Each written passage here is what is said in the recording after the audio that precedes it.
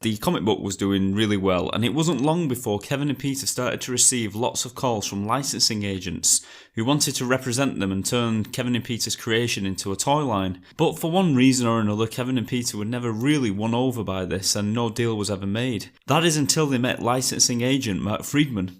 Now, Mark Freeman had instantly fell in love with the concept of the Teenage Mutant Ninja Turtles, and he fought really hard to work for Kevin and Peter and bring the Turtles into the mainstream. Mark wanted a 5-year deal, but Kevin and Peter were reluctant, so they gave him 30 days to go out and bring back an offer that they couldn't refuse. And as I said, Mark really saw the potential of the Teenage Mutant Ninja Turtles and really wanted to work for them, so he accepted the offer. So Kevin and Peter sent Mark out with only 2 things to seal the deal. They gave him the very first issue of the Teenage Mutant Ninja Turtles comic book with a note attached to it which read, "Go out and make me $1 million or else," along with a 4-foot foam replica of a Ninja Turtle.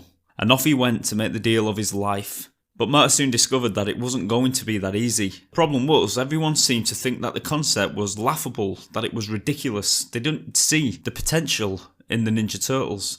Mark was turned away time and time again.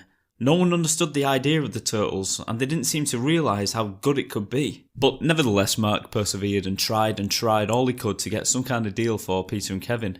And of course his trying paid off when a company called Playmates Toys decided to take on board the Teenage Mutant Ninja Turtles and produce a toy line that would definitely turn their company around. But even at this point, Playmates still had to pitch the idea to the big bosses.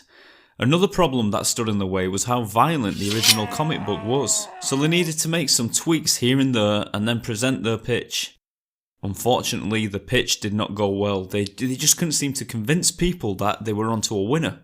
And so it was then decided, in order to sell these toys, it might be a good idea to have some kind of animated TV show to create a backstory for the Ninja Turtles, to cover an origin story, but without the violence and the adult tones that the comic book had, and to get this show on TV sets for kids to see whilst they ate their breakfast on a Saturday morning. And after all, it worked for He-Man and the Masters of the Universe, which was originally a toy line that really needed a TV show to help sell the toys. So eventually a deal was made, and Playmates decided to pay for the cartoon to be made, and they produced the first 10 action figures, which were Leonardo, Michelangelo, Donatello, Raphael, Splinter, April, Shredder, Bebop, Rocksteady, and a lone foot soldier.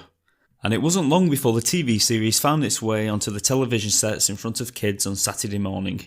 But still, even though the cartoon was out there, Playmates still found it hard to sell to the actual retailers. You see, no one wanted to take a chance on the toys because they just seemed too ridiculous. That is until Toys R Us took a chance and ordered a shipment of the figures. And it would seem that the staff at Toys R Us could not get these figures on the shelves quick enough. As soon as these figures hit the shelves, they just sold. They sold like hotcakes. And of course it wasn't long before Toys R Us ordered more, and this time the order was considerably bigger. Turtle Mania had truly begun. The cartoon was on every child's TV set and it was bringing in great ratings, so it absolutely dominated kids' TV. The action figure line was selling almost too fast to meet demand, and the next logical step was to design new characters, new vehicles and accessories, clothing, backpacks, lunchboxes, you name it, they did it. And I, of course, like everyone else, I absolutely adored the cartoon. I watched the cartoon every chance I could get. Whenever it was on TV, I was there in front of the TV watching it.